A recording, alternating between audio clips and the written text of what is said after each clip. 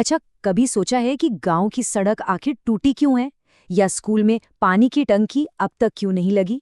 देखिए, इन सवालों का जवाब ना संसद में नहीं मिलेगा, ये तो अपने बहुत करीब है।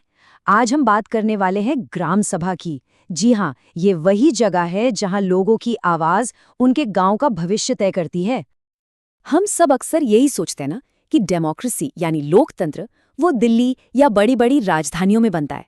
पर क्या हो अगर असली लोकतंत्र की शुरुआत तो हमारे अपने गांव के आंगन से होती हो?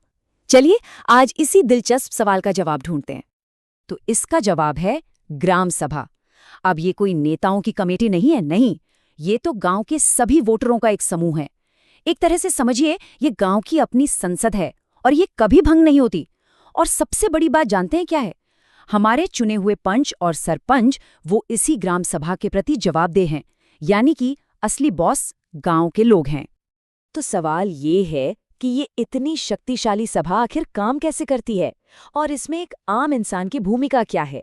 देखिए, अगर किसी का भी नाम गांव के वोटर लिस्ट में है तो वो चाहे जाने अनजाने में ही सही गांव के सबसे ताकतवर समूह का सदस्य है।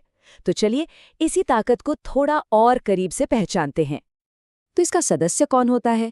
बहुत सीधी सी बात है, गांव का हर एक वोटर। और ये मेंबरशिप कोई 5 साल के लिए नहीं, ये जीवन भर के लिए है। याद रखिए, पंचायतें तो आती जाती रहती हैं, पर ग्राम सभा वो हमेशा रहती है। और यही यही वो जगह है जहां पंचायत को आकर अपने एक एक काम का हिसाब देना पड़ता है। मतलब पावर का असली सेंटर तो यही है। अच्छा, तो ये शक्तिशाली सभा अपनी ताकत का इस्तेमाल करती कब है? मतलब ये बैठकें होती कब है? चलिए अब ये देखते हैं कि गांव को अपनी आवाज उठाने और मिलकर फैसले लेने के मौके आखिर कब कब मिलते हैं। देखिए, कानून तो ये कहता है कि हर 3 महीने में कम से कम एक बार तो मिलना ही मिलना है। लेकिन सिस्टम को और भी एक्टिव बनाने के लिए साल में 6 बैठकों का सुझाव दिया गया है। और इसमें कुछ खास तारीखें भी हैं, जैसे 2 अक्टूबर यानी गांधी जयंती। इससे ये पक्का हो जाता है कि गांव में बातचीत का जो सिलसिला है ना, वो कभी टूटे नहीं। और मान लीजिए कि कोई इमरजेंसी आ गई तो सोचिए, गांव में अचानक पानी की बहुत बड़ी किल्लत हो गई, तो क्या अगली मीटिंग का इंतजार करेंगे? बिल्कुल नहीं। अगर गांव के सिर्फ 1/3 लोग भी लिखकर दे दें तो 30 दिन के अंदर अंदर एक स्पेशल मीटिंग बुलानी पड़ेगी। ये गांव वालों के हाथ में एक बहुत बड़ी ताकत है जो ये दिखाती है कि सिस्टम उनकी जरूरतों को सुनता है। अब देखिए, पारदर्शिता यानी कि ट्रांसपेरेंसी बहुत जरूरी है। इसीलिए हर बैठक की सूचना पहले से दी जाती है। जो नॉर्मल मीटिंग होती है उसकी सूचना 7 दिन पहले, और जो कोई अर्जेंट या स्पेशल मीटिंग हो उसकी सूचना 3 दिन पहले। और हाँ, ये सिर्फ एक तारीख और समय की सूचना नहीं होती, इसमें मीटिंग का पूरा एजेंडा भी लिखा होता है। मतलब लोगों को पहले से पता होता है कि किस मुद्दे पर बात होनी है, ताकि वो पूरी तैयारी के साथ अपनी राय रख सकें। ठीक है, तो गांव इकट्ठा हो गया, एजेंडा भी सबको पता है। पर अब चर्चा कैसे होगी, फैसले कैसे लिए जाएंगे? देखिए, किसी भी सफल बैठक के लिए कुछ नियम तो जरूरी होते ही हैं। तो चलिए अब इन नियमों को समझते हैं जो गांव को मिलकर सही फैसला लेने में मदद करते हैं।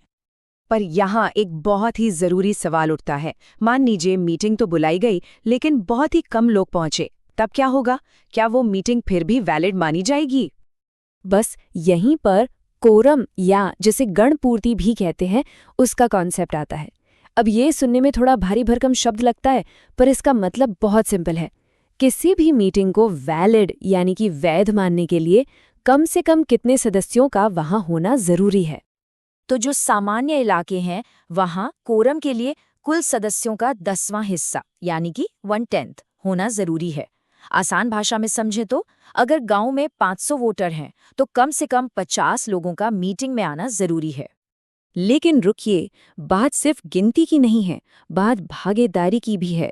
और ये नियम तो वाकई में बहुत शानदार है कि जितने भी लोग आएं उनमें से कम 1/3 महिलाओं का होना जरूरी है। इसका सीधा मतलब ये है कि गांव के विकास से जुड़े किसी भी फैसले में महिलाओं की आवाज को अनदेखा किया ही नहीं जा सकता। अब यहाँ एक बहुत जरूरी फर्क समझना होगा। सामान्य इलाकों में जहां 10 में से 1 सदस्य का आना काफी है, वहीं आदिवासी यानी कि अनुसूचित क्षेत्रों में ये संख्या 3 में से 1 है। हाँ, महिलाओं की 1/3 भागीदारी वाला नियम दोनों जगह बराबर है।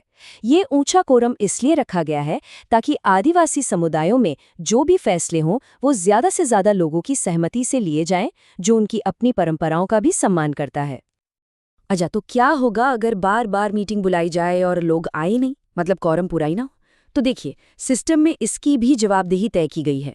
अगर लगातार 3 बैठकों में कोरम पूरा नहीं होता तो सरपंच को नोटिस भेजा जाता है, और अगर उसके बाद भी सुधार नहीं हुआ तो उन्हें पद से हटाने तक की कार्रवाई शुरू की जा सकती है। ये एक साफ संदेश है कि लोगों की भागीदारी कोई ऑप्शन नहीं है, ये एक जिम्मेदारी है। चलिए अब बात करते हैं उस मीटिंग की जिसे हम गांव का बजट सेशन भी कह सकते हैं। ये सच में साल की सबसे ज़रूरी बैठक होती है, क्योंकि यहीं पर गांव के पैसे का पूरा हिसाब किताब होता है और आने वाले साल की पूरी तस्वीर तय की जाती है। और इसमें ना टाइमिंग बहुत मैटर करती है। ये बैठक नया फाइनेंशियल ईयर शुरू होने से कम 3 महीने पहले हो जानी चाहिए। अब आप पूछेंगे क्यों? ताकि पंचायत के पास आने वाले साल की योजनाओं पर सोचने और उनकी तैयारी करने का पूरा वक्त हो। इस मीटिंग का एजेंडा एक तरह से गांव का पूरा फाइनेंशियल हेल्थ चेकअप होता है।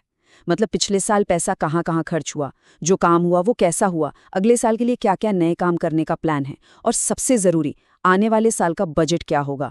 ये सारी बातें पूरी ट्रांसपेरेंसी के साथ गांव के सामने रखी जाती हैं। तो अब हम आते हैं अपने आखिरी हिस्से पर। सवाल ये है कि इतनी ज़रूरी बैठकों की अध्यक्षता, यानी कि इन्हें चेयर कौन करता है? लीडरशिप और जवाबदेही कैसे तय होती है? देखिए, यहाँ भी सामान्य और अनुसूचित क्षेत्रों के लिए नियम अलग अलग हैं। नॉर्मल एरिया में तो सरपंच, और अगर वो नहीं है तो उप सरपंच मीटिंग को चेयर करते हैं। लेकिन अनुसूचित क्षेत्रों में सरपंच या उप सरपंच अध्यक्षता नहीं कर सकते। वहाँ नियम ये है कि बैठक में मौजूद सदस्य अपने में से ही किसी अनुसूचित जनजाति के व्यक्ति को सिर्फ उस एक मीटिंग के लिए अध्यक्ष चुनते हैं। ये स्थानीय नेतृत्व को मजबूत करने का एक बहुत ही शानदार तरीका है। और हाँ, ऐसा नहीं है कि बस बातें हुई और सब खत्म। हर फैसले को पंचायत सेक्रेटरी बाकायदा लिखते हैं और उस मीटिंग के अध्यक्ष उस पर साइन करते हैं।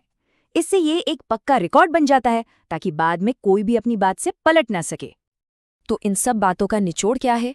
निचोड़ यही है कि ग्राम सभा सिर्फ एक मीटिंग नहीं है, ये एक सोच है। ये वो सोच है जो कहती है कि असली ताकत किसी एक नेता के पास नहीं, बल्कि गांव के हर एक नागरिक के हाथ में है। ये लोकतंत्र को किताबों से निकालकर असल जिंदगी में लाने का एक तरीका है। तो आखिर में एक सवाल छोड़कर जाता हूँ। कानून ने और सिस्टम ने तो आवाज उठाने का एक मंच दे दिया है, पर असली सवाल तो ये है कि क्या हम सब उस मंच का इस्तेमाल करके अपनी आवाज उठाएंगे? क्योंकि लोकतंत्र सिर्फ नियमों से नहीं चलता, वो हम सबकी भागीदारी से जिंदा रहता है। फैसला अब हम सबके हाथ में है।